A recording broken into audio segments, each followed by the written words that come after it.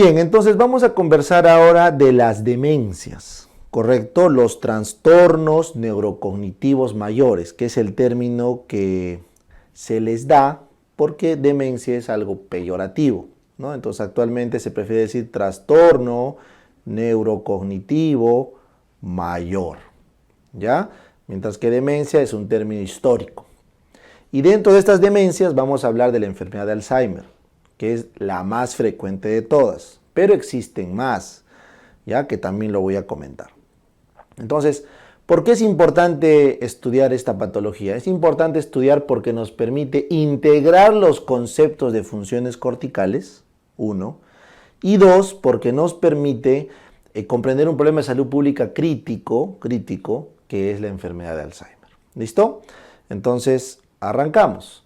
Entonces, ¿qué tenemos que tener en cuenta cuando estudiamos demencias y en particular la enfermedad de Alzheimer? Primero, en los aspectos generales, tenemos que recordar que las demencias se subclasifican con fines académicos en demencias corticales, o sea, donde se afecta la función cognitiva superior que está en la corteza, y las demencias subcorticales, que es donde se afecta la parte de los ganglios basales, la parte del sistema límbico y la sustancia blanca, que también genera problemas de tipo demencial, pero combinados, ¿correcto?, con patología motora o afectiva. Entonces es importante entender esta diferencia. Entonces, para arrancar, vamos a ponernos en el contexto de la neuroanatomía. Tenemos la corteza cerebral, como ves acá, todo esto que estoy yo demarcando es la parte cortical, que es donde se desarrollan las funciones nerviosas superiores, ¿no es cierto? Ya, esa es la corteza. Entonces, en esta corteza se van a estructurar las funciones superiores cerebrales, ¿no es cierto? Entonces, cuando estamos frente a una demencia cortical, lo que aparece son justamente problemas de estas funciones cerebrales superiores, ¿correcto? Por ejemplo, vamos a tener afasia, ¿ya? Vamos a tener afasia, vamos a tener apraxia, vamos a tener agnosia, ¿está bien? Entonces, estos pacientes, cuando las funciones cerebrales se alteran, vamos a tener afasia, o sea, problemas para el lenguaje, vamos a tener agnosias, problemas para reconocer caras, objetos, sensaciones, enfermedades, vamos a tener apraxias, incapacidad para hacer movimientos aprendidos, movimientos que hemos podido aprender durante nuestra vida, ¿correcto? Como abotonarnos la camisa, el zapato, etc. Entonces, estos son los componentes principales. Adicionalmente, podemos tener otros síntomas como por ejemplo acalculia, que es la incapacidad de hacer cálculos, ¿no es cierto? Problemas para la integración visoespacial, o sea, no podemos integrar el espacio con lo que vemos y lo que queremos mover los brazos, las piernas. Podemos tener problemas de la orientación. Recuerden que nosotros estamos orientados en tiempo, persona y lugar, entonces puede tener un problema de orientación cuando está afectada una función cortical superior. Y así podemos listar más funciones cerebrales superiores de relevancia, pero creo que con estas es suficiente. Entonces, ¿qué enfermedades tenemos en este grupo? A la cabeza, en las afectaciones corticales, tenemos la afectación frontotemporoparietatal, o sea, se afecta el frontal, el temporal y el parietal, y eso es típico de la enfermedad de Alzheimer. La enfermedad de Alzheimer es una afectación frontotemporoparietal, ¿ya? Luego tenemos otro exponente que es la afectación frontotemporal, y concretamente frontotemporobasal, que es la enfermedad, vamos a hacer en orden, ¿ya? En segundo lugar, vamos a poner la demencia de cuerpos de Lewy, ¿ya? La demencia de cuerpos de Lewy, ahí está, que es una afectación frontal y temporal. Y la frontotemporobasal que les estaba diciendo, la enfermedad de Pick. ¿Ya? Entonces, para mantener el orden. Entonces, la primera demencia cortical que deben recordar es la demencia frontotemporoparietal de Alzheimer, la enfermedad de Alzheimer. Luego tenemos la demencia de cuerpos de Lewy, que es una demencia frontal y temporal con algunos componentes inclusive parietales. Vamos a ponerle acá también la P. Es más difusa. Y luego tenemos la frontotemporal, correcto, que es más frontal y si fuera temporal es temporobasal, o sea, es más de la parte del sistema límbico y del prefrontal, que es la demencia de Pick. Entonces, si tú sumas estas tres, tienes alrededor del 95% de las demencias. ¿Ya? El otro 5% restante vendrían a ser demencias metabólicas, tóxicas, por ejemplo, alcohólicas, déficit de vitaminas, etc. Pero al menos estas tres son las más importantes que debes recordar como las demencias corticales. De todas estas vamos a hablar sus características, obviamente, pero la demencia frontotemporoparietal o enfermedad de Alzheimer es lo que nos reúne ahora para conversar, ¿correcto? Esta enfermedad de Alzheimer también le llamaban la demencia degenerativa o la demencia senil en algunas literaturas, ¿ya? Esta demencia frontotemporoparietal de Alzheimer representa casi el 45% de las demencias, 45%, ¿ya? Las de Lewy pueden representar un 25% y bueno, las frontotemporales de Pick un 15%. ¿Ya? Entonces la más frecuente de todas las demencias del tipo cortical es la enfermedad de Alzheimer y de por sí es la más frecuente de todos los tipos de demencias. Bien, ya está. Ahora, tenemos las demencias subcorticales. ¿Por qué se llaman subcorticales? Porque en las demencias subcorticales lo que se afecta es la sustancia blanca que estoy pintando acá, que son los axones, o se afectan los ganglios basales, por ejemplo el putamen, el globo pálido interno, externo, el subtalámico, el caudado, etc. O sea, hay una afectación de los ganglios basales y de la sustancia blanca. Entonces, la clínica subcortical suelen ser problemas extrapiramidales. Extrapiramidal. ¿Por qué? Porque está afectado los componentes de los ganglios basales. Suele tener clínica psiquiátrica desde el inicio, porque está afectado el sistema límbico y los ganglios basales comprometidos también en el sistema límbico, ¿ya? Suele tener problemas motores, porque está afectada la sustancia blanca, ¿correcto? Que está llevando los haces de las vías motoras. Entonces, cuando tenemos una clínica subcortical, predomina esto, componente extrapiramidal, psiquiátrico y motor. Entonces, ¿quiénes tenemos en estas subcorticales? Tenemos la enfermedad de Parkinson, la enfermedad de Huntington, tenemos las demencias vasculares, porque usualmente se infartan la sustancia blanca en zonas estratégicas, ¿correcto? Entonces, estas demencias tienen una forma de presentación distinta. Por ejemplo, en el Parkinson vamos a ver que hay las hipoquinesias, en la enfermedad de Huntington hay coreas, en la demencia vascular hay focalización. Entonces, esa es la diferencia. Ahora, en estas subcorticales también se presentan otras enfermedades, por ejemplo, las infecciosas, como el VIH, enfermedad de Lyme, etcétera, que suelen afectar de forma difusa el cerebro. ¿Ya? Entonces, esa es la característica subcortical. En estas demencias subcorticales puede haber problemas sensoriales, mucho más frecuentes y mucho más precoces que en las corticales. ¿Ya? Acá también aparece dentro de la clínica psiquiátrica algo muy importante que son las alucinaciones. Alucinaciones. Eso es importante. Ocurre desde el inicio. Mientras que en las otras enfermedades corticales eso ocurre al final. Muy bien.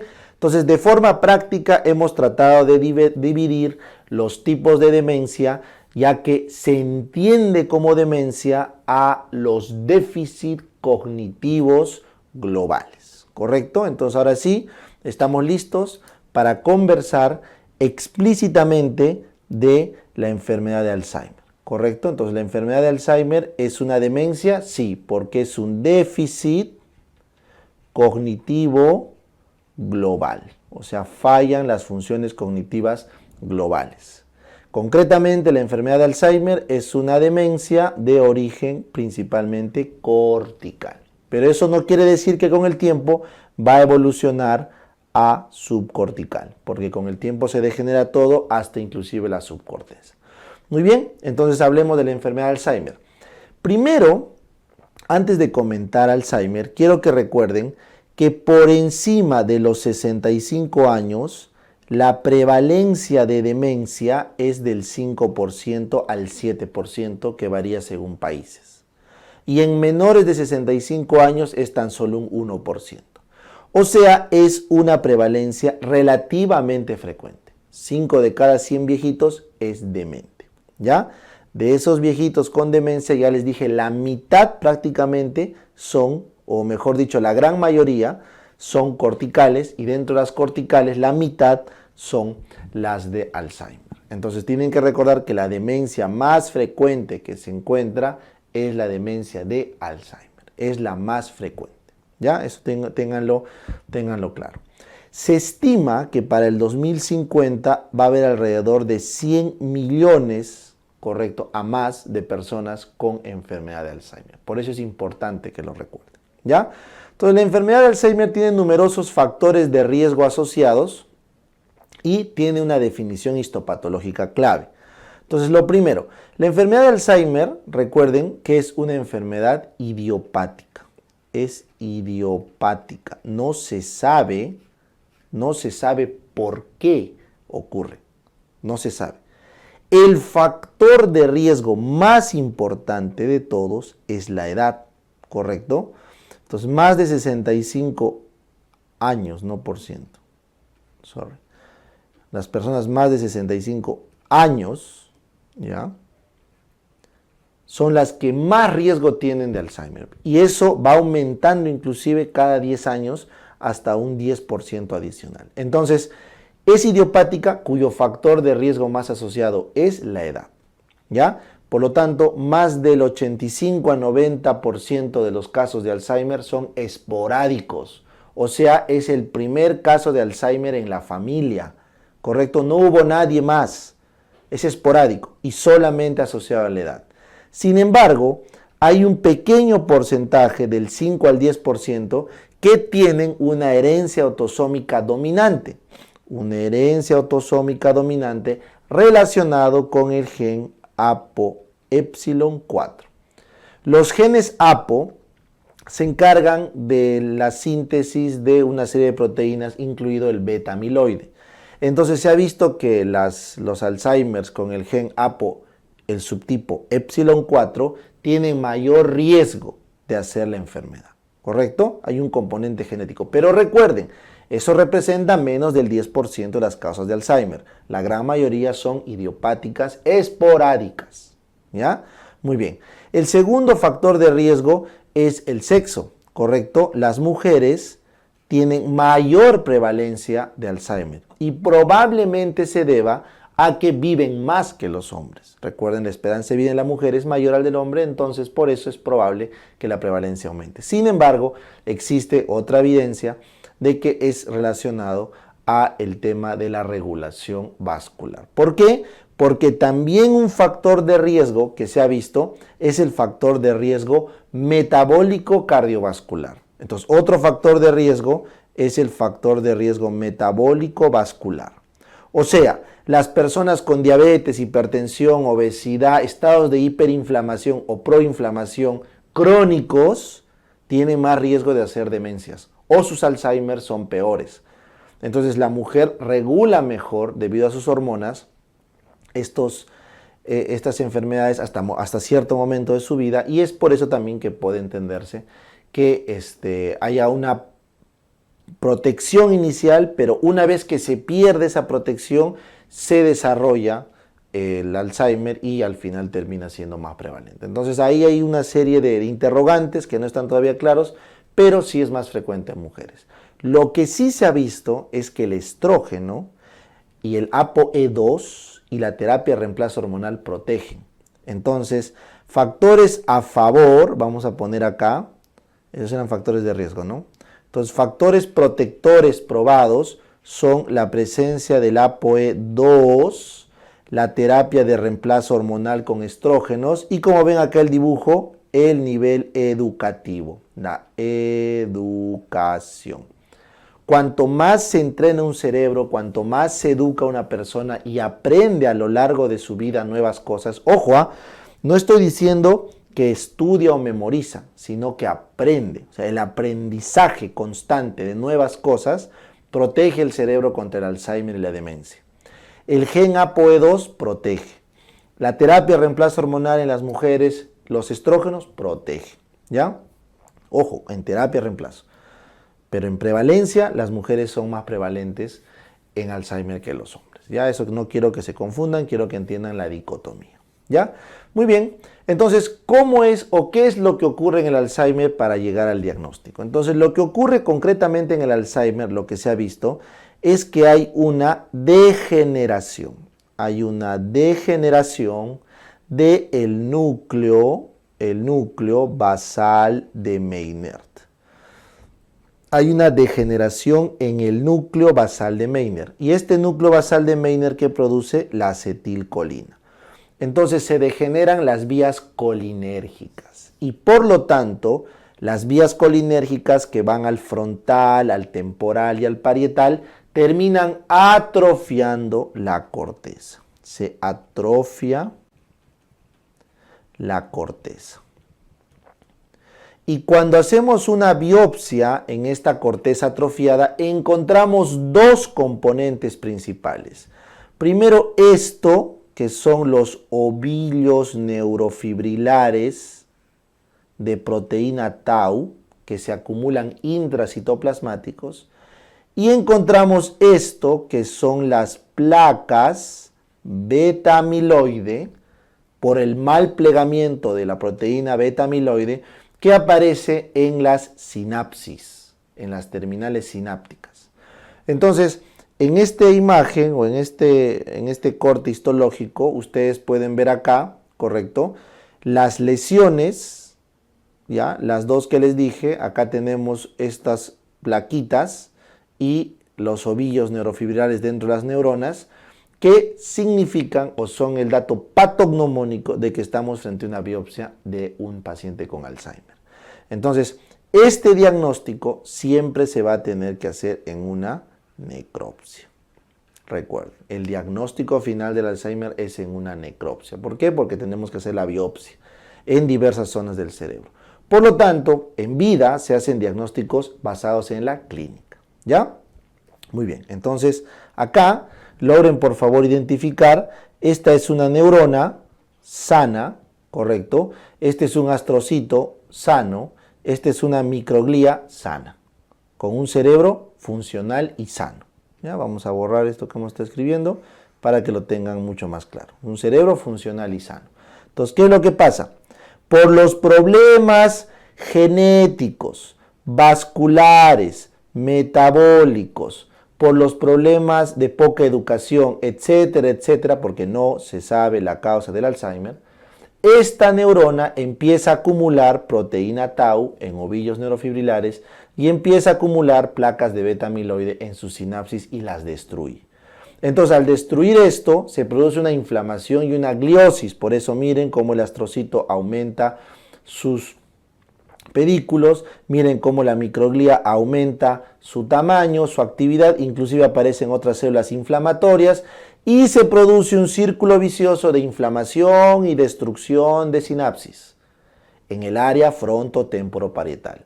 Frontotemporoparietal, ¿no? Temporoparietales. Se produce. Entonces estas lesiones frontotemporo-parietales terminan, como puedes ver acá, atrofiando. Terminan atrofiando al cerebro. Lo atrofian. ¿Correcto? Y eso se manifiesta clínicamente. ¿En qué? En afasia, en agnosia, en apraxia, en acalculia, en alteraciones, etc. ¿Ya? Eso es lo que ocurre. Y no se olviden que el origen de todo ha sido la destrucción degenerativa del núcleo basal magno de Meynert que produce acetilcolina. ¿Correcto? Y recuerden, este es el neurotransmisor más importante ¿de qué? De la memoria, de la memoria que usa el hipocampo para pasar la memoria de corto plazo a plazo medio y a plazo largo, ¿correcto? Entonces es muy importante que entiendan esta fisiopatología para establecer el diagnóstico. Entonces, vamos a establecer el diagnóstico. Para hacer el diagnóstico de un desorden neurocognitivo mayor, según la DSM-5, tenemos que cumplir lo siguiente. Primero, un deterioro cognitivo en uno o más de los siguientes aspectos, ¿ya? Entonces, ¿cuáles son estos aspectos? Arrancamos con la memoria.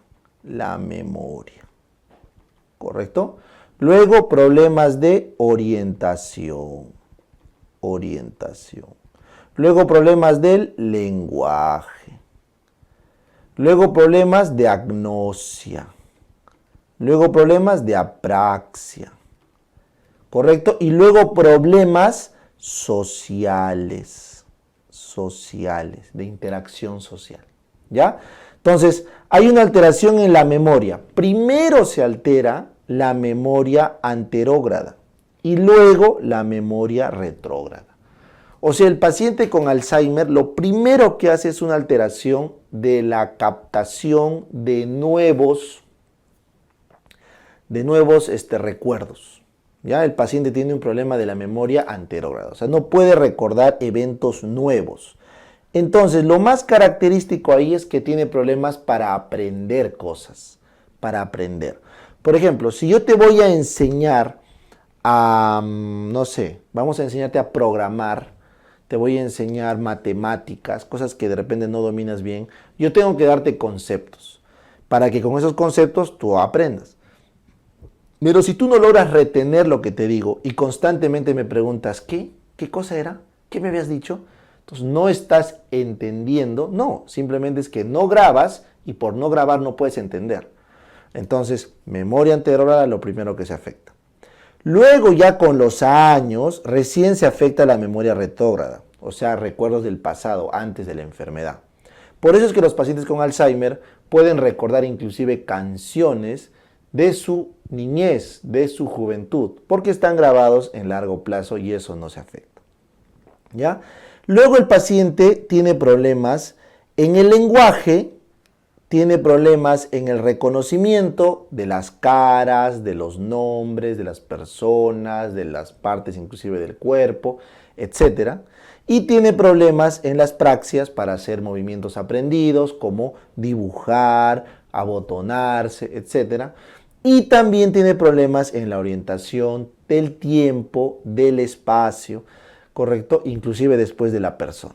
Y lo último que tiene al final son alteraciones sociales, porque no reconoce a sus familiares, se olvida de sus relaciones, tiene inclusive alucinaciones de robo de identidad, que ese es el síndrome de Capgras, por ejemplo, y eso ya es pues bastante avanzado. Entonces todo esto se evalúa en los famosos test cognitivos o Mini Mental de Folstein.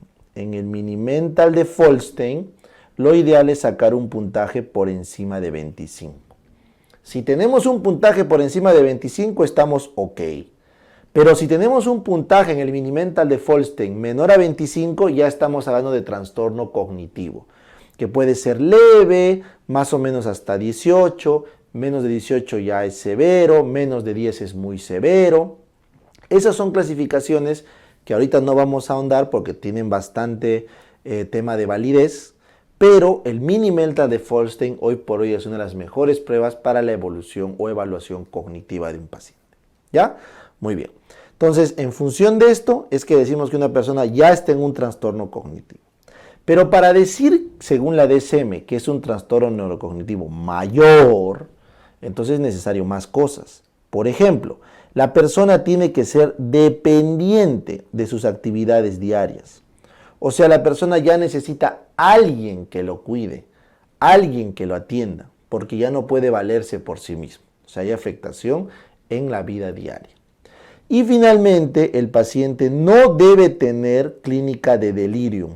Cuando digo delirium me refiero a el síndrome confusional agudo, ¿ya? Al síndrome confusional agudo. El síndrome confusional agudo o delirium es un trastorno fluctuante de la conciencia con alteración demencial, producto de infecciones, hospitalizaciones, fármacos, etcétera, que eso no lo estamos viendo ahorita. Ya es un trastorno orgánico transitorio que genera demencia. Por lo tanto, el criterio es que no haya delirium. Y para decir que no hay delirium, ¿qué tiene que haber? El estado de conciencia tiene que estar preservado. O sea, la conciencia tiene que estar ok. El paciente con Alzheimer es una persona totalmente consciente, alerta, lúcido. Recién al final, en los últimos años de la enfermedad, es que tiene alterado la conciencia. ¿Ya? No se olviden que una enfermedad de Alzheimer puede tranquilamente evolucionar y morir rápidamente, como 3 años, o inclusive llegar hasta 20 años. La progresión promedio es de 10 años, pero tiene rangos. ¿Ya? Tiene rangos. Muy bien. Listo. Es importante en toda DSM descartar otros cuadros psiquiátricos. Es importante descartar depresión, descartar esquizofrenia, etcétera, porque esos cuadros complicarían el diagnóstico de Alzheimer. ¿Ya? Recuerden que para hablar de Alzheimer estamos hablando de una enfermedad que se diagnostica por descarte. Para decir que tiene Alzheimer debo encontrar una demencia progresiva e irreversible por lo menos por más de 2 años sin ninguna causa que lo explique.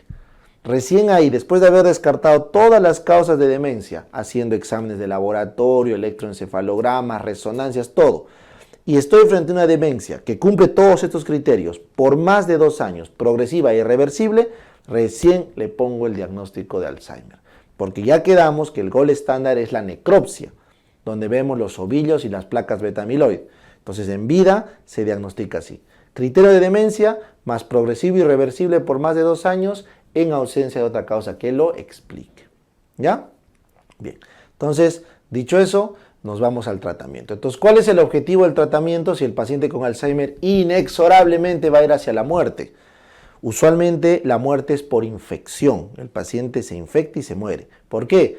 ¿Porque se aspira? No, porque si el sistema nervioso se deteriora, también se deteriora el sistema inmunológico. Recuerden la unidad neuroendocrino inmunológico, ¿correcto? O psicoendocrino inmunológico. Entonces está estrechamente relacionado. Si cae la cognición, caen las defensas, el paciente se sobreinfecta y se muere. ¿Ya? Entonces, ¿cuál es el objetivo del tratamiento? Prolongar lo más que se pueda la vida, ¿correcto? ¿Cómo? Disminuyendo la sintomatología y ayudando a que los trastornos que van apareciendo, ¿correcto?, se puedan controlar. Por ejemplo, si aparece psicosis, daremos antipsicóticos. Si aparece depresión, daremos antidepresivos. Si no puede dormir, daremos ansiolíticos. Si tiene alguna convulsión en las fases finales, daremos anticonvulsivantes. Pero al inicio lo que se busca es mejorar los signos cognitivos y mejorar el tono colinérgico para mejorar la calidad de vida y evitar las complicaciones hacia la muerte. ¿Ya? Entonces, ¿qué cosas se recomienda? Bueno, recuerden que esta es una de las enfermedades, por no decir la que más estudios de investigación tiene. Cáncer de mama y Alzheimer son de las enfermedades que más dinero recaudan en el mundo para hacer estudios de investigación. Por lo tanto, esto está cambiando constantemente, ¿ya? Entonces, los fármacos clásicos, por ejemplo, desde el año 96 se aprobó los inhibidores de la acetilcolinesterasa que atraviesan la barrera hematoencefálica. O sea, estos fármacos, como su nombre lo dice, inhiben la acetilcolinesterasa y aumentan la cantidad de acetilcolina en el cerebro porque atraviesan la barrera hematoencefálica. Entonces ahí tenemos el donapecilo, que se usa en todas las etapas del Alzheimer, desde el inicio hasta las fases avanzadas. La ribastimina, que también se usa en todas las fases, apareció el año 2000. Y la galantamina, correcto, que también se utiliza en todas las fases, pero es mejor en las fases leves a moderadas, que también se aprobó por los años 2000. La elección de cualquiera de estos tres depende del médico, depende de los costos, depende de qué se le acomode mejor al paciente, porque prácticamente hacen lo mismo, ¿ya? Y recuerden, como todo inhibidor de acetilcolinesterasa, van a aumentar la disponibilidad de acetilcolina tanto en el cerebro como periféricamente y por lo tanto van a tener efectos adversos del tracto gastrointestinal. Pues no es lógico, no es lógico. Muy bien, ahora, en las formas moderadas a graves, cuando el minimeltal de Folstein está por debajo de 18, se recomienda añadir la memantina. La memantina es un fármaco que actúa sobre los receptores NMDA y lo que previene o lo que hace es neuroprotección, porque recuerden que cuando se activan los receptores NMDA del glutamato entra calcio y al entrar calcio se genera inevitablemente una lesión por uso de la neurona. Cuando entra demasiado calcio la neurona muere, es el caso en el ictus, ¿no? La apoptosis y la necrosis producto del aumento de calcio intracitoplasmático, ¿ya? Eso es en el caso del ictus. Pero en las enfermedades degenerativas, el exceso de actividad del NMDA explica la degeneración neuronal. Entonces la memantina bloqueando ahí actúa en fases avanzadas. Muy bien. Existe una combinación de donapecilo-memantina que se aprobó en el 2014 para fases moderadas a graves y ahí también quedó establecido de que es mejor para fases avanzadas el donapecilo que el resto en combinación con memantina. Y finalmente, hace muy poco tiempo, después de una broncaza con la FDA y muchos seguros en Estados Unidos, se aprobó el aducanumab, que es un monoclonal que ataca a la proteína beta amiloide. Por lo tanto, si van a recetar aducanumab, es necesario hacer estudios de imagen cerebral donde se demuestre que sí está habiendo acúmulo de beta amiloide. ¿Ya? Recuerden, el beta amiloide no se suele dosar en el suero, la proteína tau sí se puede dosar, los péptidos relacionados a la proteína tau se pueden dosar en el suero y son una prueba bastante específica serológica de Alzheimer, ¿no? Pero no le ganan al criterio clínico, obviamente, ¿no? Pero sí se usa. Sin embargo, el beta amiloide no se dosa en suero. Lo que se hacen imágenes de resonancia con especiales tinciones, correcto, o especiales contrastes, perdón, para poder ver si hay o no acúmulo de beta amiloide. Y con ese acúmulo de beta amiloide demostrado, el aducanumab es un buen fármaco, aunque no tiene evidencia muy sólida, ojo, up to date, no recomienda iniciar aducanumab en todos, no recomienda, solamente en algunos casos donde se ha conversado los posibles beneficios, ya que no está claro, y lo que se sabe es que solo al inicio del Alzheimer funciona, porque lo que hace es prevenir el acúmulo del beta amiloide. Cuando ya está acumulado el beta amiloide y el daño de la sinapsis está dado, no tiene sentido, ¿ya? Este aducanumab, como les dije, es costosísimo y ha puesto en jaque a los seguros de salud porque debido al aumento de la incidencia de Alzheimer y debido al costo de este tratamiento, muchos no lo han podido cubrir y obviamente pues eso genera un gran problema en los sistemas de salud en el mundo. ¿Ya? Muy bien. Entonces, para refrescar un poquito toda esta parte del tratamiento, recuerden, todo el problema ¿dónde nace? Acá, en el núcleo basal de Meynert. Ese núcleo que están viendo acá, justo en el centro del cerebro, es el que produce acetilcolina. Y esta acetilcolina es importante para ir al hipocampo, para la memoria, por eso lo primero que se afecta en el Alzheimer es la memoria, y luego esta misma vía manda sus fibras frontales, parietales, parieto-occipitales, temporales, y eso explica la clínica. El problema parietal tendrá los problemas de las agnosias, el problema parieto-occipital tendrá el problema de las apraxias, también de otras agnosias, de la calculia, el problema prefrontal tendrá el problema social, el problema del comportamiento y el problema temporal tendrá el problema del lenguaje y así con cada área que ya conocemos de la corteza se irán sumando todos los cuadros o los síntomas en el Alzheimer. ¿Está bien? Listo.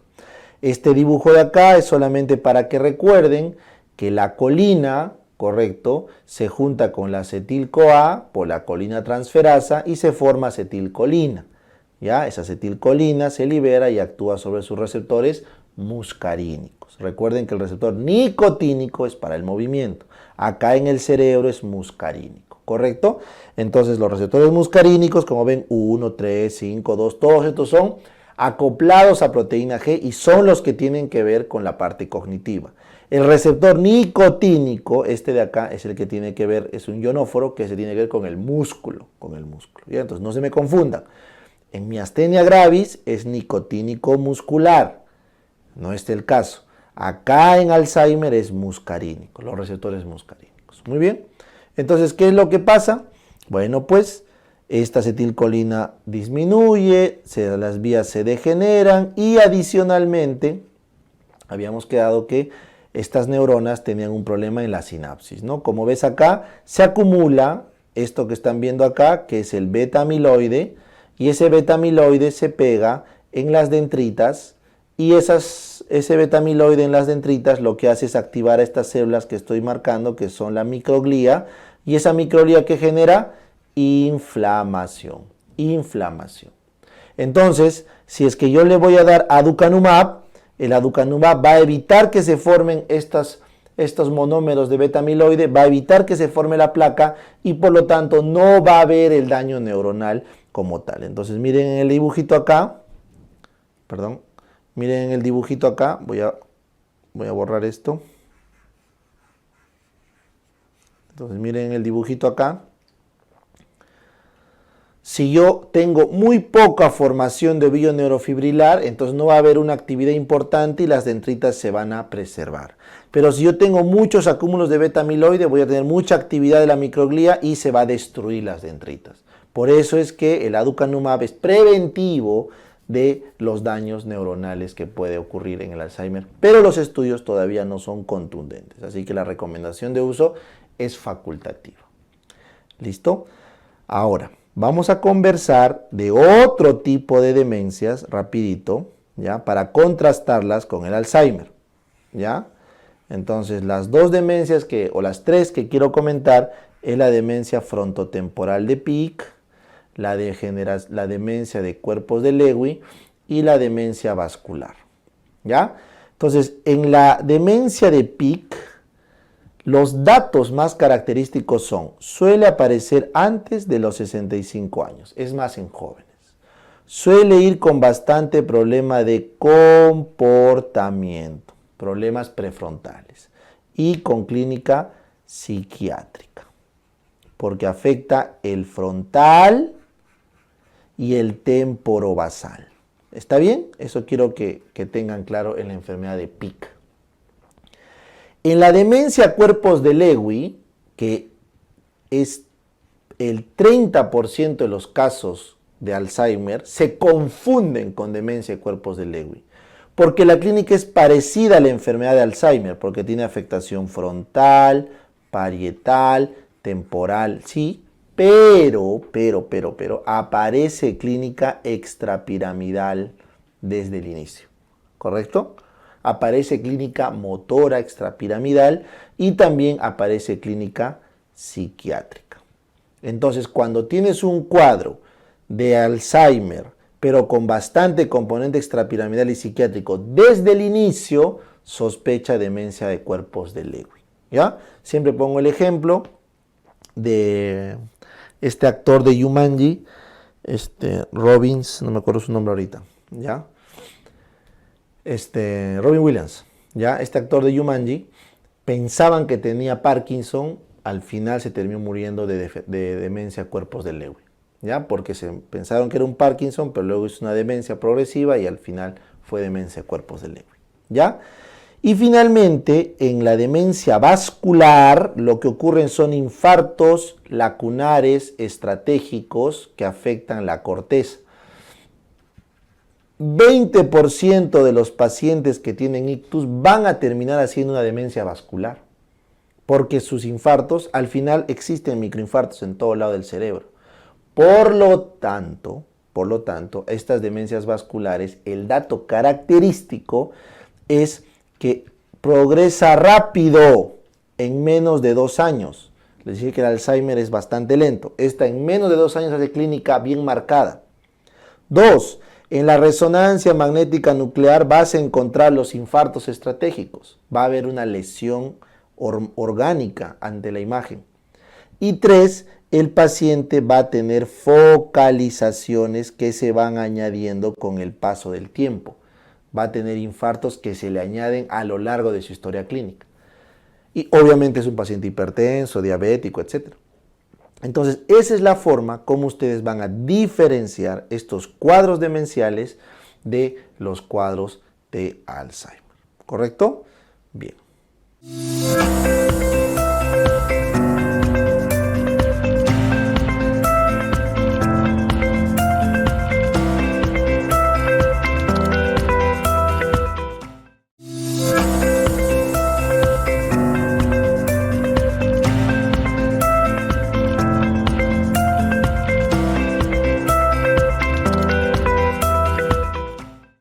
Bien, entonces disquinesias significa que hay una alteración en el movimiento, ¿correcto?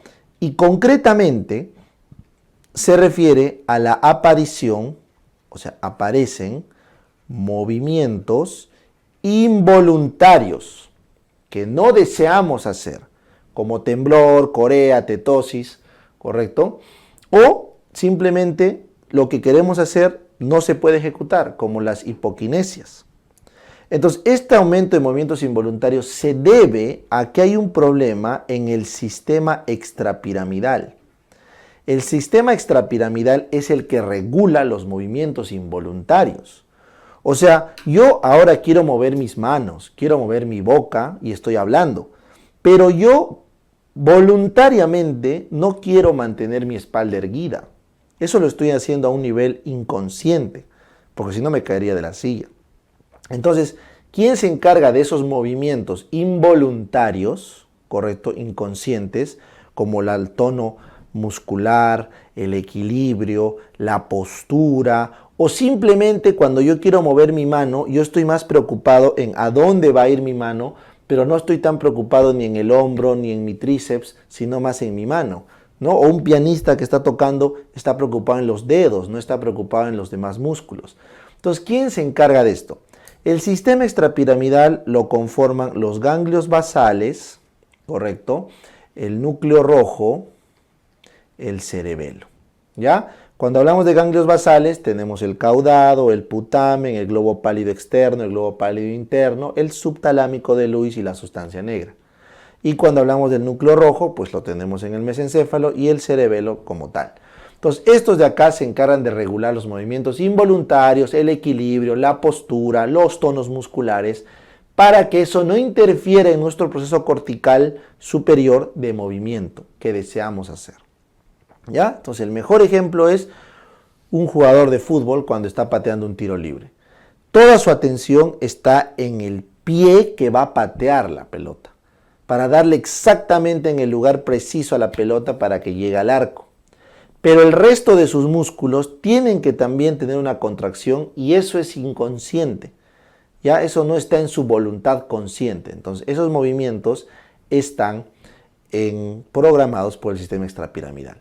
Entonces, si te falla algún ganglio basal, el núcleo rojo o el cerebelo, te ha fallado el sistema extrapiramidal, entonces van a aparecer movimientos involuntarios. Temblores, coreas, atetosis o hipoquinesia. ¿Listo? Bien.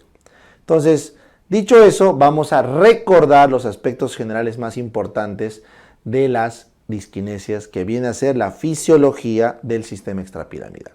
Entonces, recuerden que hay dos vías en el sistema extrapiramidal. Una vía indirecta, que es inhibidora, por eso está de rojo, y una vía directa, que es excitadora, por eso está de azul. ¿Ya? Entonces, nuestra corteza, recuerden que por estímulo glutamatérgico, que es el principal estimulador, va a ir hacia los ganglios basales, concretamente al cuerpo estriado. ¿Cuál es el cuerpo estriado?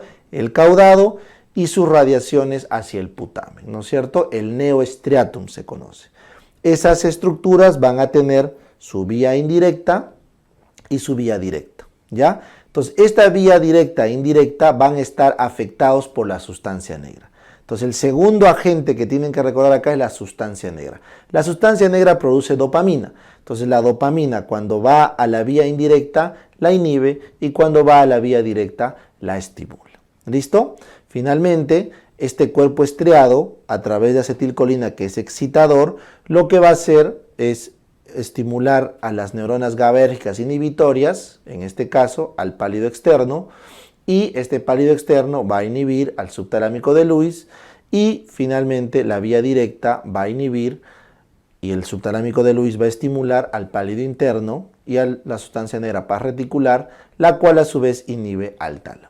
Entonces, eso que están viendo ahí es todo el resumen de la vía extrapiramidal. Y ese tálamo lo que hace es estimular a la corteza para el movimiento. Entonces, arrancamos en la corteza para el movimiento, hicimos todo un proceso, perdón, vamos a otro color. Hicimos todo un proceso extrapiramidal y terminamos estimulando o no el tálamo y la corteza a través de él. ¿Ven? Entonces, la vía piramidal, cuando quiere hacer un movimiento, le consulta a este sistema extrapiramidal para que este sistema extrapiramidal le permita sí o no ejecutar el movimiento. ¿Me entienden? Entonces el sistema extrapiramidal es como un asesor que te dice si está bien o no está bien hacer cierto movimiento. Y todo obviamente a través de la unión tálamo-cortical, porque ya saben que el tálamo y la corteza están estrechamente unidos en la regulación. Muy bien, entonces como yo sé que no me han entendido nada de lo que les he dicho, entonces vamos a hacer esto de otra forma. Vamos a hacerlo de una forma más didáctica, de retro. ¿Ya? Entonces déjenme acá. ¿Listo? Ahí está. Entonces arrancamos. ¿Quién es el que quiere hacer el movimiento? La corteza. La corteza motora es la que quiere hacer el movimiento. ¿Correcto? Entonces, esa corteza, ¿a través de qué área es la que hace el movimiento? A través del área 4 de Brodmann, profe. Correcto. Entonces, el área 4 de Brodmann, ¿qué cosa saca? Saca esto que están viendo acá, que es la vía piramidal. La vía piramidal es la vía que ejecuta el movimiento. Esto se va por el haz córtico-espinal lateral a toda la médula para el movimiento. ¿No es cierto? Esta es la vía piramidal. ¿Lo entienden? Sí, eso sí me acuerdo, profe. Correcto. Entonces, habíamos dicho que para que la corteza ejecute un movimiento, alguien tiene que decirle que está bien. Entonces, ahí viene el área premotora. ¿Correcto? El área 6. El área premotora recibe señales ¿de quién? Del tálamo. Este que están viendo acá, voy a pintarlo con verde, es el tálamo. El tálamo le da el go, le dice puedes moverte al área prefrontal para que ésta le permita al área 4 ejecutar su acción. ¿Correcto? Entonces el tálamo promueve el movimiento. ¿Correcto? Promueve el movimiento. ¿Entendido? Entonces acá ya entendieron este glutamato positivo. Sí, profe, ese glutamato quiere decir que el tálamo promueve el movimiento. Muy bien. Sin embargo, en el cerebro existe lo que se conoce como feedback negativo, la retroalimentación negativa. Entonces, alguien tiene que parar al tálamo, ¿no es cierto? Entonces, acá tenemos al globo pálido interno y a la sustancia negra, pero la pars reticular, no la pars compacta, la pars reticular, ¿ya? Entonces yo me acuerdo así, globo pálido interno con I de inhibidor. El globo pálido interno es un inhibidor. Entonces este de acá inhibe el movimiento. Entonces ya entiendes por qué este globo pálido interno tiene vías GABAérgicas que inhiben al tálamo. Entonces de esa forma el tálamo es retenido por el globo pálido interno. Por lo tanto no habría movimiento. ¿Ya? Entonces, ahí ya arrancaste el sistema de autorregulación. Pero yo necesito que exista movimiento. Pero a veces necesito que no exista movimiento. Entonces, tiene que haber un interruptor que prenda y que apague al tálamo, al pálido interno. Porque al prender y al apagar al tálamo interno, al globo pálido interno, perdón, al prender y al apagar al globo pálido interno, voy a dejar libre o no al tálamo. ¿Me entiende? El tálamo constantemente está excitando. El que lo está frenando es el pálido interno. Entonces el pálido interno o lo suelto o lo activo. O sea, lo activo o lo retengo. ¿No es cierto? El pálido interno me va a servir para regular al tálamo. Entonces ahí es donde entra este estriatum, este cuerpo estriado. Porque miren, la vía directa, esta vía D1, la voy a pintar de verde, ¿correcto? Esto que están viendo acá está en el caudado y el putamen, ¿no es cierto? Esto que están viendo acá es el cuerpo estriado. Este es el cuerpo estriado, ¿correcto? Concretamente el caudado más el putamen. Ya está. Entonces, esta vía directa lo pinto de verde, porque esta vía directa lo que va a hacer es inhibir al pálido interno. Entonces tú dirás, profe, ¿y por qué lo pinta de verde la inhibición? Porque el resultado final, si yo inhibo al que inhibe, entonces, ¿qué pasa? Se libera el tálamo. Si yo inhibo al que inhibe, que es el pálido interno, el globo pálido interno, entonces el tálamo se libera.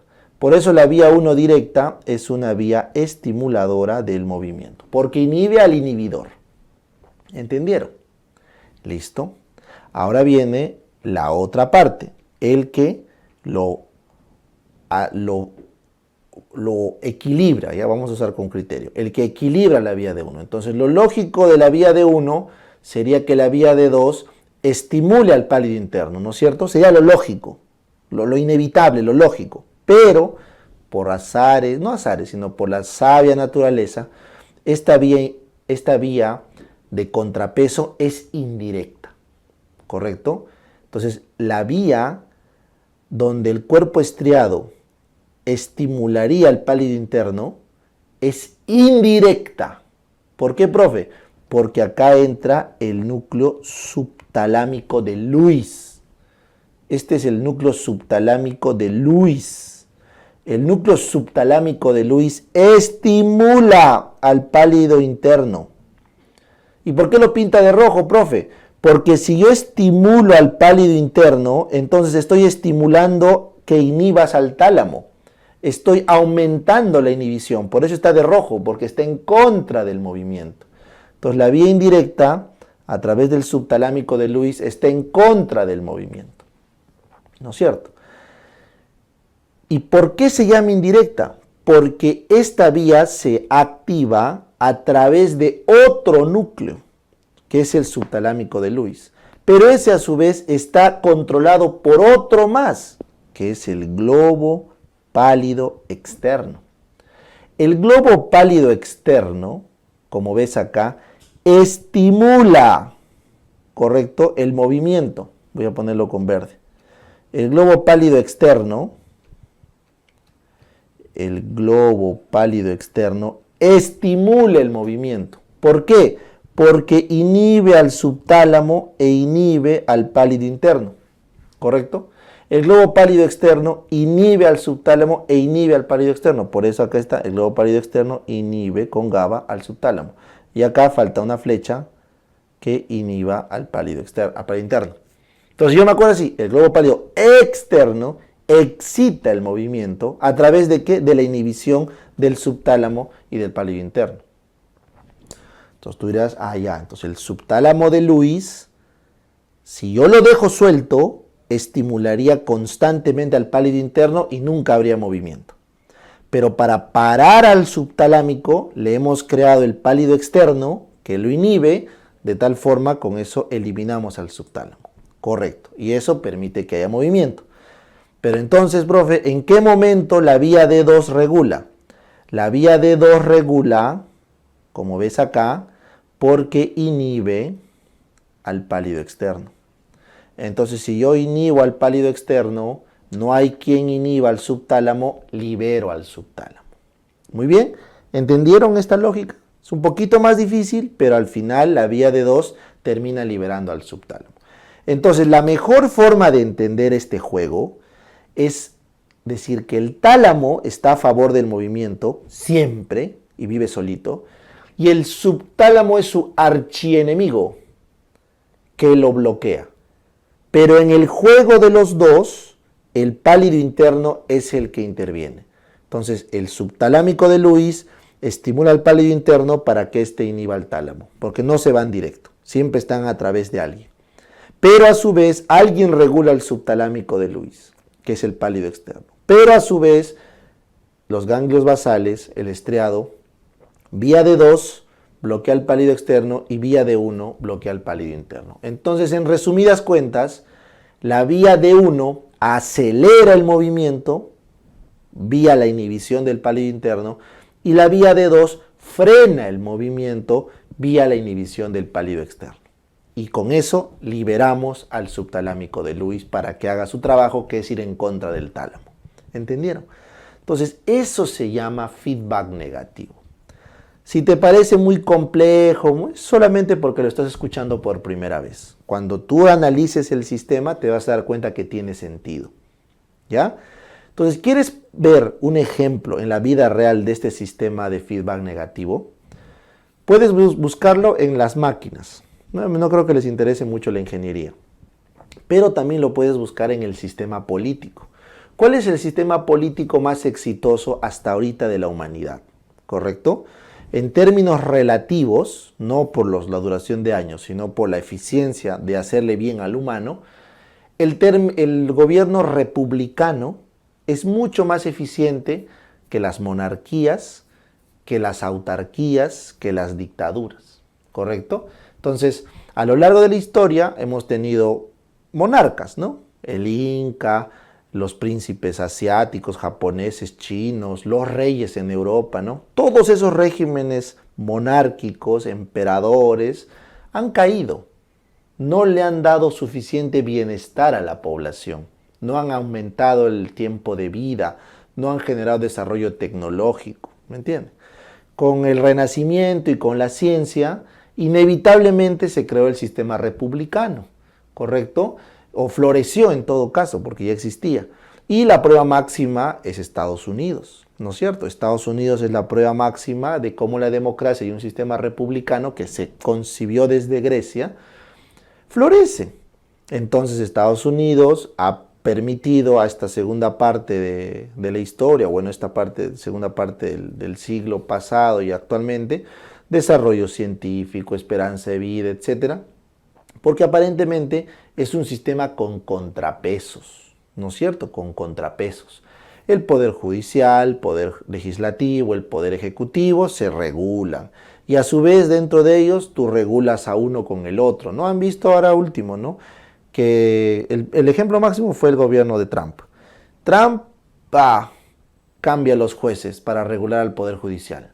El poder judicial cancela las políticas del ejecutivo porque son inconstitucionales. El legislativo le hace un impeachment a Trump. Trump hace con órdenes ejecutivas, toma acciones para frenar al legislativo. Igual en nuestro país, a cada rato vemos que el Congreso lo frena el presidente manda una ley contra el Congreso, el judicial hace un recurso de casación o un habeas corpus o lo que fuera para alguna medida cautelar. Entonces hay una regulación, ¿ya? Ese es el sistema republicano. Entonces igual acá, tu cerebro tiene pesos y contrapesos. Entonces ahí es donde alcanzas el equilibrio. Porque si tú sigues pensando que lo mejor era que tengamos un Inca, pues, ¿no? Porque hay gente que todavía piensa eso, que el gobierno, el incanato era un sistema político decente. O hay gente que defiende a la dinastía de los chinos, ¿no? A Xi Jinping, a los chinos, a su gobierno así totalitario, comunista. Creen que eso es desarrollo, pues, ¿no? No creen que encarcelar gente sin motivo, soldarle la puerta a la gente para que no salga en pandemia. No, lo que hacen los chinos, pues, creen que eso es bonito, ¿no? O de repente todavía hay gente que cree en los monarcas, pues, ¿no? En los reyes, ¿no? Bueno, entonces esos modelos no son estables. A lo que va mi reflexión es a que no son estables. Y en la naturaleza los organismos se gobiernan por feedback negativo para alcanzar equilibrio, ¿correcto? El mejor ejemplo es este de acá. El tálamo quiere moverse, el subtálamo no quiere moverse, pero ambos están regulados por dos vías de excitación e inhibición, que son la vía directa e indirecta. ¿Correcto? Esa es la lógica. Entonces tú dirás, ya profe, si la vía indirecta está en contra del movimiento, ¿correcto? Y la vía directa está a favor del movimiento, ¿correcto? Entonces no hay movimiento, porque se van uno con el otro, ¿correcto? No habría movimiento. ¿Quién rompe el equilibrio? El equilibrio lo rompe la sustancia negra pars compacta. La sustancia negra pars compacta libera dopamina. Y como ven acá, la dopamina estimula la vía que acelera y en este caso la dopamina inhibe a la vía que frena. Porque los receptores D1 son estimulantes de MP cíclico y los receptores D2 son inhibidores. Entonces al final la sustancia negra es la que termina regulando este proceso. ¿Listo? Muy bien, entonces con eso está claro la fisiología de base de las disquinesias. Entonces vamos ahora a entenderlas. Las disquinesias entonces habrán las hiperquinesias. Las hiperquinesias es porque hay demasiado movimiento, o sea, hay demasiada dopamina. Y acá tienes el temblor esencial, las distonías, los hemivalismos y la corea. ¿Correcto? Los tics también. Y las hipoquinesias se llaman así porque tienen poca dopamina. Poca dopamina. Ahí tenemos al parkinsonismo secundario y los parkinsonismos primarios o idiopáticos. ¿Correcto? Bien, entonces vamos a entender este proceso. Primero arranquemos con las hiperquinesias, el temblor. El temblor que vamos a estudiar es el temblor esencial. Hay varios temblores, pero vamos a estudiar el temblor esencial. ¿Ya? No se conoce la causa. En el temblor esencial no se conoce la causa. Suele aparecer en adultos de edad media, de 40 a 50 años. ¿Correcto? Es más frecuente en varones. Tiene un 60 a 80% de componente familiar. Y es un temblor postural, de actitud, que empeora cuando la persona sostiene algún objeto. Por eso puede interrumpir las actividades. ¿Ya? Es un temblor más o menos de 5 a 10 Hz, ¿ya?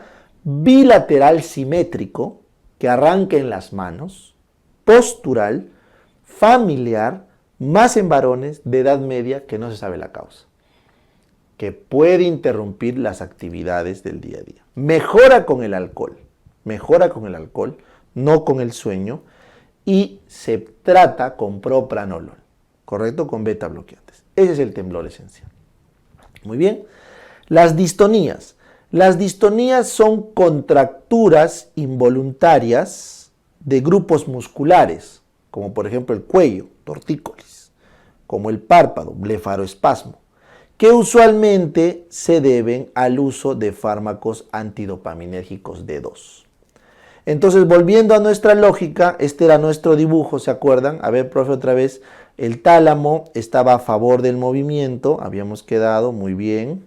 Pero al tálamo, ¿quién lo inhibía? El pálido interno. El pálido interno inhibía al tálamo, ¿no es cierto? Esa era su función, inhibir al tálamo, el pálido interno.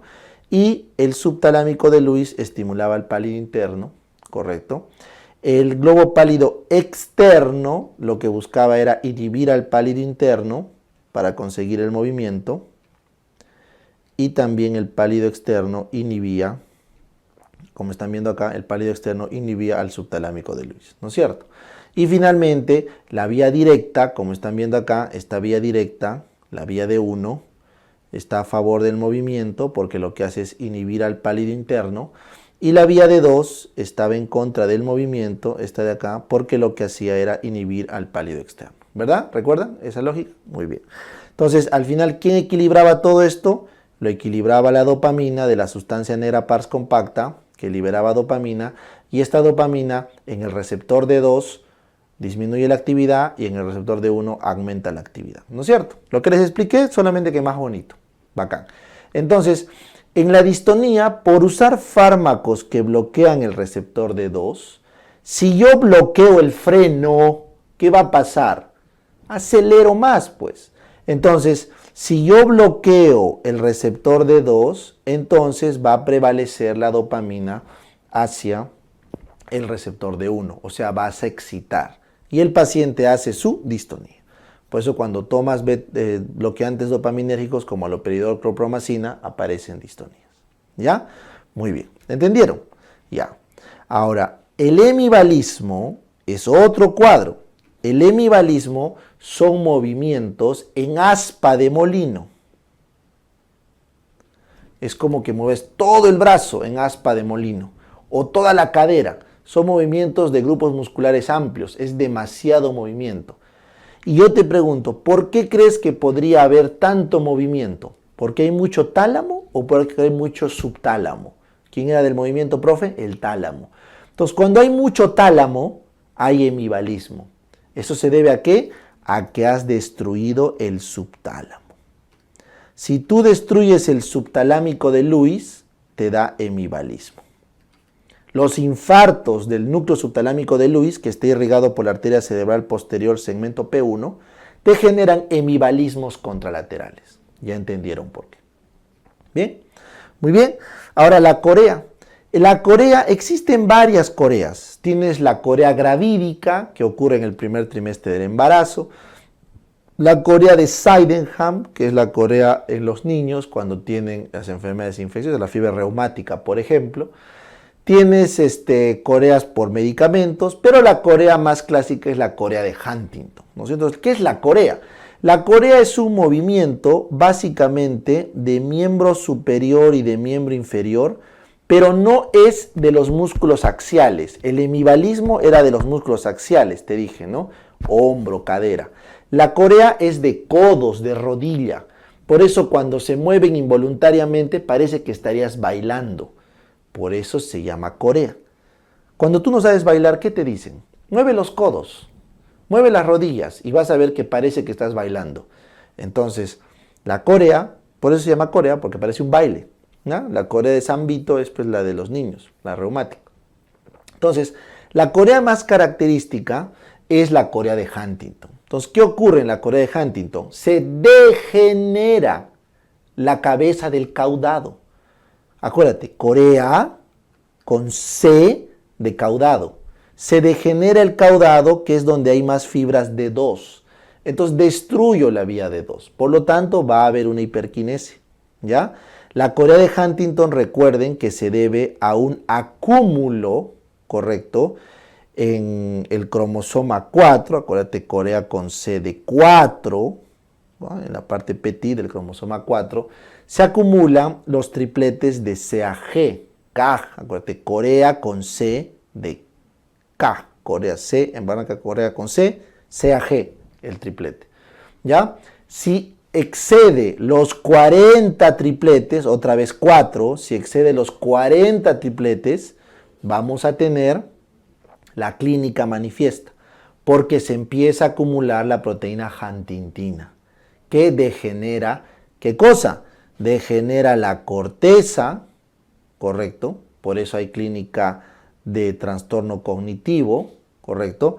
Hay clínica psiquiátrica, porque también altera el sistema límbico, ¿correcto? Y hay la corea como movimiento.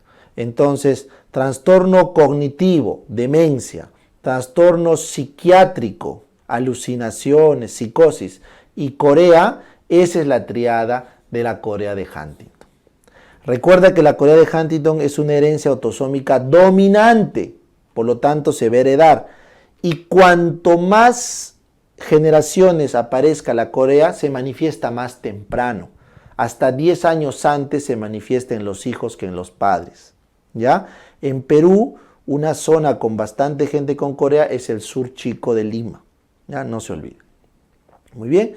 Tratamiento no hay, es degenerativo y progresa hacia la muerte, pero hay un manejo sintomático ya con tetrabenazina. Otra vez, corea con C de 4. ¿Cómo se dice 4? Tetra. Tetrabenazina es un fármaco que ayuda a mejorar los trastornos motores de la corea. ¿Ya? Bien. Y finalmente existen los tics, que son movimientos estereotipados. Estereotipados. ¿Qué es estereotipado?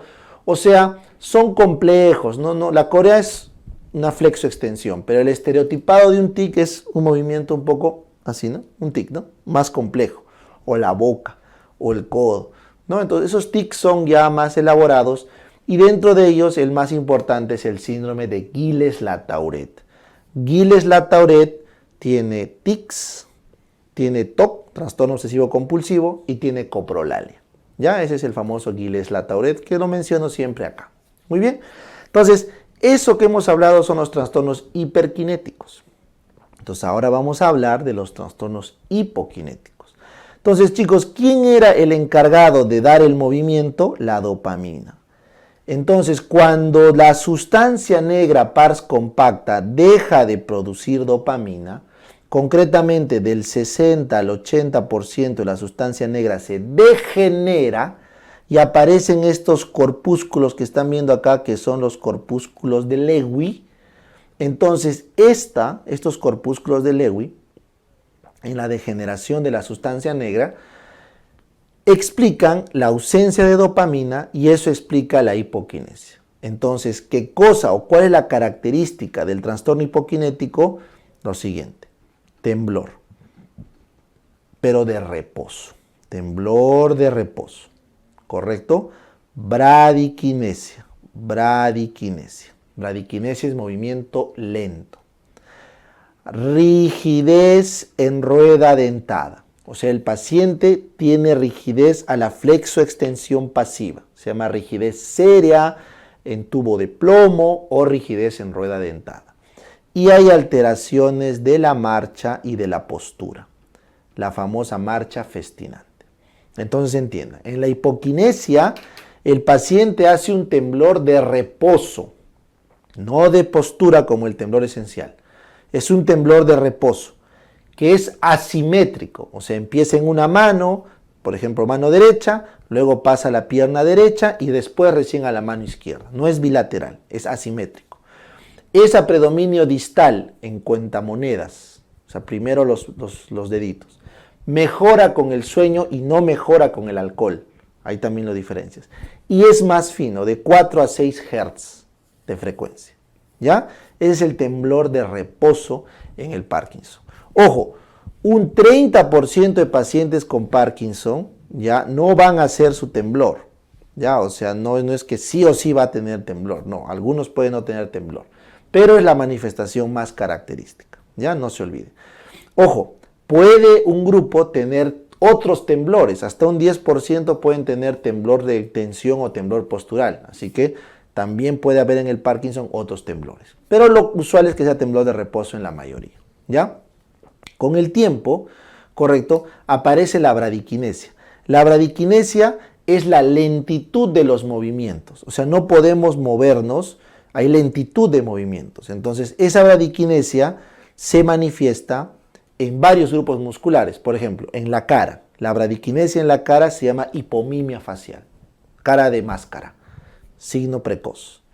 La bradiquinesia en los músculos de la fonación hacen que la voz sea baja, que no se puede entender lo que habla, que sea lenta. La bradiquinesia en los músculos de la mano hacen que el paciente no pueda escribir. Hay micrografía, alteraciones en la escritura, alteraciones en las praxias para hacer movimientos como abotonarse, etc. Y finalmente la bradiquinesia en todos los músculos hace que su andar sea lento, que cuando se voltee no reaccione rápido y se caiga. Y a eso se le añaden problemas de marcha. Hay problemas para regular el tono muscular. Hay problemas para el equilibrio. Y el paciente hace una marcha, como están viendo acá, festinante, o sea, sin separar los pies del suelo, pegaditos.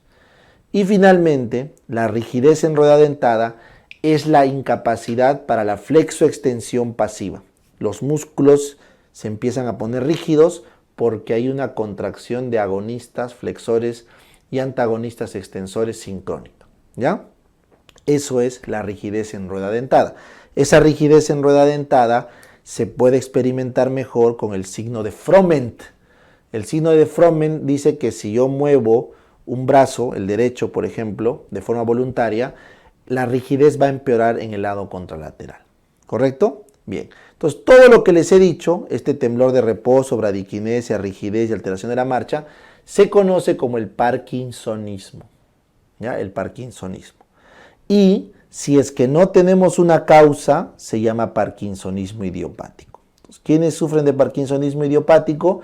La enfermedad de Parkinson, acá tenemos también la enfermedad de Huntington, la degeneración córtico-basal, la parálisis supranuclear progresiva y así varias otras causas idiopáticas. De todas estas, el parkinsonismo idiopático más frecuente, número 1, es la enfermedad de Parkinson. ¿Ya? Recuerden, el factor más asociado es la edad, de lejos, igual que el Alzheimer. Se ha visto también que está asociado a un factor hereditario, pero mucho más raro. Se ha visto que hay intoxicación por metales, el arsénico, por ejemplo, el manganeso, y aluminio, varios metales que pueden estar asociados. Se ha visto que está asociado a problemas mitocondriales, problemas en el complejo 1 mitocondrial. Se ha visto que la cafeína lo protege, el tabaco también protege, pero todo esto que estoy hablando, salvo la edad, son factores que no tienen evidencia sólida. ¿Ya? Recuerden. La enfermedad de Parkinson es progresiva e inexorable y la muerte ocurre alrededor de los 15 años después del diagnóstico. ¿Ya? La cuarta parte están afectados a los 5 años, luego el otro grueso hacia los 10 años y más del 85% hacia el 15º año. O sea, es inexorable, progresivo hacia la muerte. ¿Ya? La enfermedad de Parkinson, recuerden que la única forma de diagnosticarlo es con la demostración de la degeneración de la sustancia negra y para eso tenemos que hacer la necropsia. Sin embargo, existen estudios de resonancia magnética y de PET scan que permiten determinar si está o no afectado la sustancia negra. Así que en el Parkinson se puede hacer esos estudios. Pero el gold estándar, recuerden, el gold estándar es que el paciente por un año tenga la clínica de temblor, bradiquinesia, rigidez o alteración de la marcha. Bastan 2 de esos signos por un año. Y que por un año respondan al tratamiento gold estándar que es levodopa. Si cumples esos 2 criterios, es muy probable que estés hablando de un Parkinson. ¿Ya? ¿Qué más tienen que saber? El Parkinson suele manifestarse muchos años atrás con signos no motores, como disautonomías, como trastornos del humor, del ánimo o del sueño. Por ejemplo, los pacientes con Parkinson, hasta 15 años atrás de la enfermedad, hacen hiposmia, problemas para oler, hacen problemas de estreñimiento, disfunción eréctil, problemas para la micción, alteración del sueño, hacen depresión recurrente. O sea, tienen una serie de clínica que obedece a la degeneración de los ganglios, de los núcleos basales, del tronco encefálico, de serotonina, noradrenalina, y finalmente cuando se degenera la sustancia negra, que es la de dopamina, recién aparece la clínica. Entonces recuerden, se degeneran núcleos del parasimpático, de la noradrenalina, serotonina, y al final cuando aparece degeneración de la dopamina, recién aparece la clínica extrapiramidal marcada. ¿Ya? Entonces, ¿qué hacemos frente a estos pacientes? Lo único que se hace es, se les da levodopa, que vendría a ser un reemplazo de la dopamina siempre que sean mayores de 70 años. La levodopa se da para Parkinson's en ancianos mayores de 70 años. Esta levodopa sustituye a la dopamina, pero para que la levodopa no se transforme en dopamina en la sangre, siempre se le añade carbidopa o benseracida. La carbidopa o benseracida inhiben a la dopa de carboxilasa periférica, la que está en la sangre. Entonces, cuando tú tomas tu levodopa, la dopa de carboxilasa sanguínea no lo transforma en dopamina y por lo tanto no haces mucho efecto adverso. Y la gran mayoría de la levodopa pasa a la barrera hematoencefálica y hace su trabajo en el cerebro. La carbidopa no pasa a la barrera hematoencefálica, entonces no pasa nada. ¿Ya? Como te imaginarás, La levodopa que se transforma en dopamina en la sangre va a generar clínica gastrointestinal, como náuseas, vómitos, porque la dopamina es prokinético, ¿no es cierto? Entonces, la levodopa, su principal efecto adverso al inicio, tracto gastrointestinal. Náuseas, vómitos, mareos, hipotensión y hasta arritmias. La levodopa, sin embargo, cuando lo das por mucho tiempo, tiene efectos tardíos a nivel central. ¿Ya? Los efectos a nivel central de la levodopa pueden ser psiquiátricos, alucinaciones, pueden ser extrapiramidales, distonías, ¿correcto? Y puede ser el famoso fenómeno de on-off y de wearing-off. Entonces, para que entiendan, nuestra dopamina está muy finamente regulada en el cerebro. Si yo le meto levodopa a discreción, estos pacientes de 70 años, en menos de 5 años de tratamiento, ya están haciendo los efectos centrales. Alucinaciones, disquinesias, distonías y el fenómeno de on-off y de wearing-off. ¿Ya? Eso quiero que entiendan. O sea, reemplazar con levodopa es lo último que se hace ya para las fases finales en el Parkinson. ¿Ya? ¿Qué es el fenómeno de on-off y de wearing-off? El fenómeno de wearing-off en inglés significa fin de dosis. Cuando se te está acabando la levodopa, el paciente hace una bradiquinesia marcada. Entonces imagínate que para las 5 de la tarde que se está acabando su dosis, por ejemplo, el paciente empieza a hacer una bradiquinesia marcada, se congela. Ese es el síndrome de wearing off. Y el síndrome de on-off es lo contrario. Es cuando el paciente toma la pastilla y hace hiperquinesia, demasiado movimiento. Y luego que pasa ese efecto, se congela. O sea, parece un robotcito que se prende y se apaga, se prende y se apaga, se prende y se apaga. Es el fenómeno de on-off. Cuando el paciente ya está en este tramo, ya está prácticamente en las fases finales, lo más discapacitante es el fenómeno de on, porque hace disquinesias, hiperquinesias, coreas, así. Ahí se le recomienda la cirugía, ¿ya? Se le hace una estimulación del subtálamo para tratar de controlar esos momentos. Ya con eso está al final el paciente. Entonces, lo que se suele hacer es, si es que se diagnostica y hay clínica antes de los 70 años, el tratamiento es con agonistas de la dopamina. Entonces, el manejo en los menores de 70 años es con agonistas de la dopamina, como el pramipexol, ¿correcto? El ropirinol también, ¿ya? Son agonistas dopaminérgicos, porque la carbegolina, la bromocriptina no se recomiendan por la fibrosis valvular, ¿ya? En los mayores de 70 años sí dijimos que el gold estándar es la levodopa con la carbidopa, ¿no es cierto? Entonces, ese es el resumen de la enfermedad de Parkinson. No vamos a hablar, ya hemos hablado de Huntington, no vamos a hablar de degeneración córtico-basal, ni de parálisis suprarrenal progresiva, ni de atrofia multisistémica, no, porque no queremos tranquearlo, nunca ha venido, ¿ya? Lo que sí voy a comentarles es esto. La segunda causa de trastorno hipokinético es el trastorno hipokinético secundario. Estos pacientes hacen un temblor más simétrico, menos intenso, puede que no sea de reposo, no hacen tanta bradiquinesia, no hacen tanta rigidez, no hay problema de la marcha marcado, es más leve. Y la causa más frecuente de trastornos hipokinéticos secundarios es el parkinsonismo farmacológico o parkinsonismo plus, ¿ya? Y los fármacos más asociados son los antidopaminérgicos, los calcioantagonistas centrales, los anticonvulsivantes, ¿ya? Dentro de los antidopaminérgicos, el haloperidol, la clorpromacina y la risperidona son los más frecuentes. Haloperidol, clorpromacina, los más frecuentes, y luego la risperidona. Son los antipsicóticos que hacen parkinsonismo secundario, ¿ya? También puede ser la metoclopramida, también te puede dar. Es más, es el fármaco más frecuente porque lo usan los gastros, los cirujanos también. La flunaricina también te da. La fenitoína puede ser también. Entonces, hay numerosos fármacos que dan parkinsonismo. El tratamiento simplemente es retirar el fármaco y en algunos casos se puede utilizar sus antídotos, ¿no? Como el viperideno. Pero no, la mayoría retirando el fármaco es suficiente, ¿ya? Suficiente.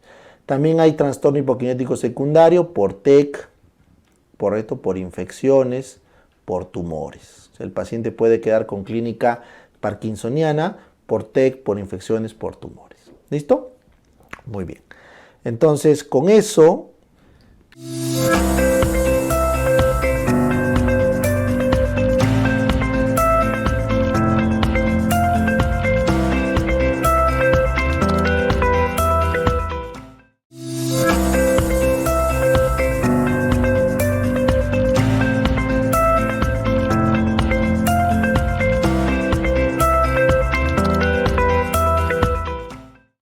Bien, cuando hablamos de ELA, esclerosis lateral amiotrófica, tenemos que entender que se refiere, o sea, en su nombre está implícito, el daño que ocurre.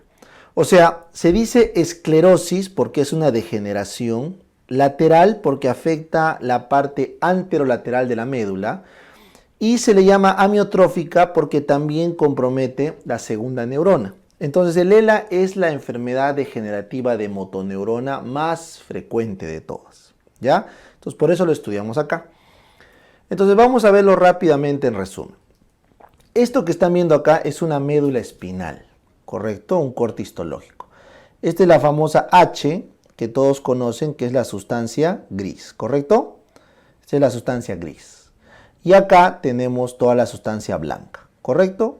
Correcto, profe, ahí está. Entonces lo que ustedes necesitan recordar es que esa sustancia blanca tiene sus cordones. Este es el cordón posterior que lleva las vías propioceptivas, táctil fina, ¿no es cierto? La vía vibratoria directa es la vía de la columna dorsal lemnisco-medial.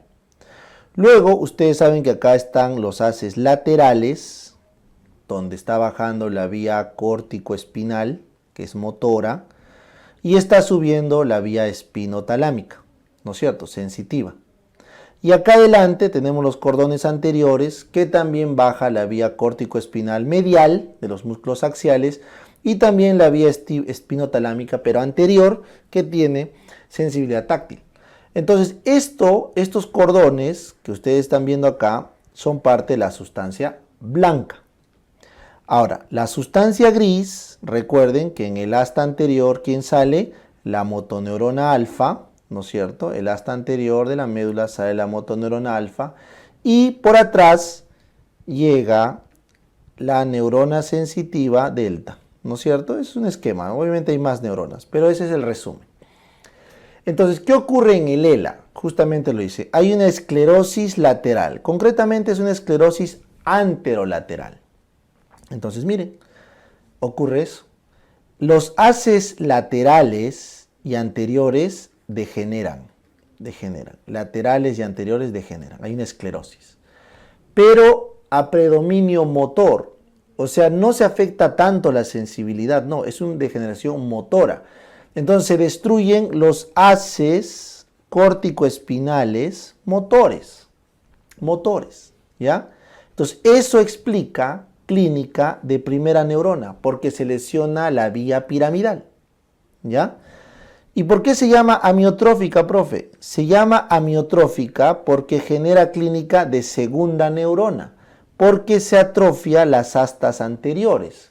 Estas astas anteriores, motoras, donde salía la motoneurona alfa, se afectan. Entonces tienes clínica de primera y de segunda neurona. ¿Listo? Bueno, esta enfermedad, el ELA, ojo, existe la esclerosis lateral sin amiotrofia, esclerosis lateral primaria se llama, que solamente se degeneran los haces laterales, pero la más frecuente es el ELA. Esta es una enfermedad rara. El componente familiar es raro, suele ser idiopática. Afecta alrededor de los 55 a 60 años de vida, más o menos por ahí. Las formas familiares tienen presentación más temprana, ¿ya? Es más frecuente en varones, ¿correcto? Es más frecuente en varones y lamentablemente llevan a la muerte en un lapso de 5 a 7 años. O sea, es progresiva e inexorable hacia la muerte, ¿ya? Entonces, ¿cuál es la clínica? La clínica, como ven, no sé si recuerdan, es el caso de Stephen Hawking, ¿no es cierto? Clásico ejemplo de ELA. La clínica es un paciente que hace debilidad,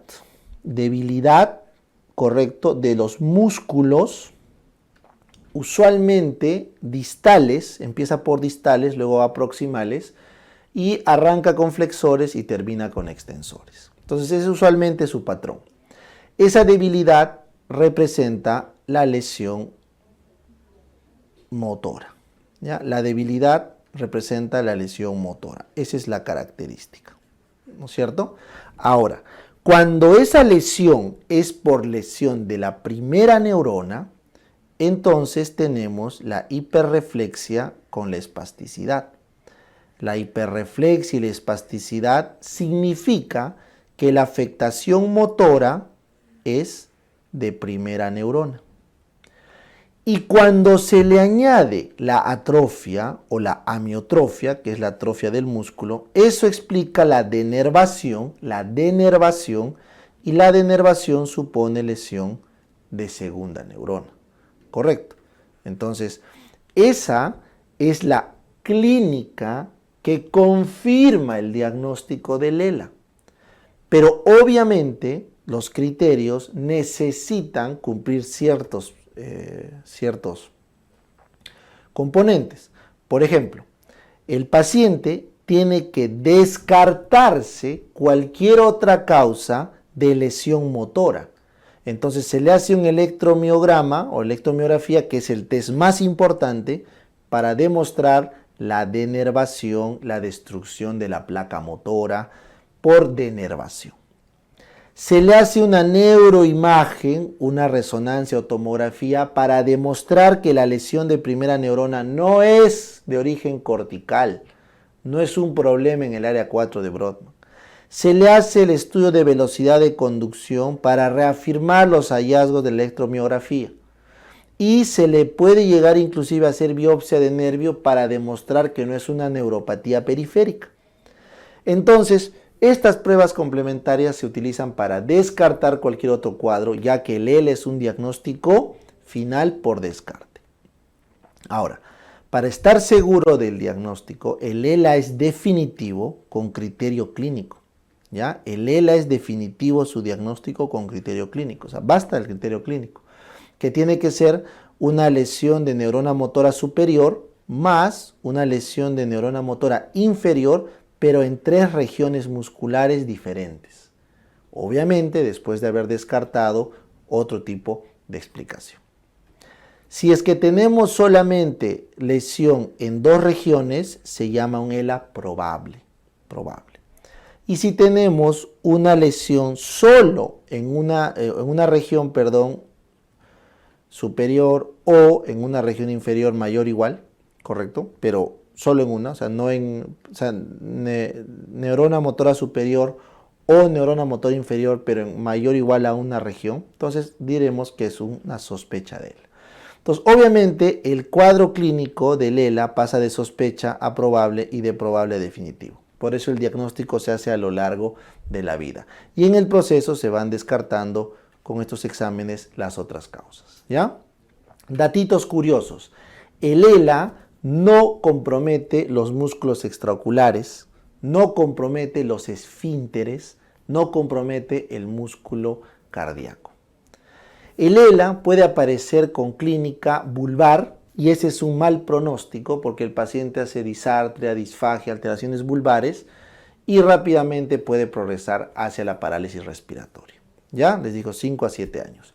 Casos muy raros como el de Stephen Hawking pueden durar tanto tiempo con sobrevida. ¿Listo? Existe el famoso síndrome pseudovulvar que se debe a las alteraciones de la vía córtico-vulvar a nivel central, ¿no es cierto? Que el paciente tiene clínica vulvar, pero más alteraciones psiquiátricas, que también es un dato curioso acá en la esclerosis lateral amiotrófica. Muy bien, tratamiento no existe, solamente hay un manejo sintomático que ayuda levemente en algunas fases de progresión, que es con el riluzol, que es un bloqueante de la vía glutamaérgica. La vía glutamaérgica se interrumpe de tal forma que los espasmos y la clínica por exceso de activación motora debido a la falta de inhibición de la motoneurona cortical puede mejorar. Entonces el riluzol es sintomático, nada más, sintomático para aliviar algunos efectos. También pueden dar baclofeno para la espasticidad, sobre todo la espasticidad es lo que complica al paciente, ¿ya? Pero no hay un tratamiento reversible de la enfermedad. ¿Listo? Entonces esta patología simplemente se estudia como un cuadro del sistema nervioso central degenerativo, pero distinto al Alzheimer y al Parkinson. Por eso es que se los pongo acá para que vean que también puede degenerar. Hay un montón de enfermedades degenerativas, pero bueno, solamente vamos a comentar esta porque es famosa.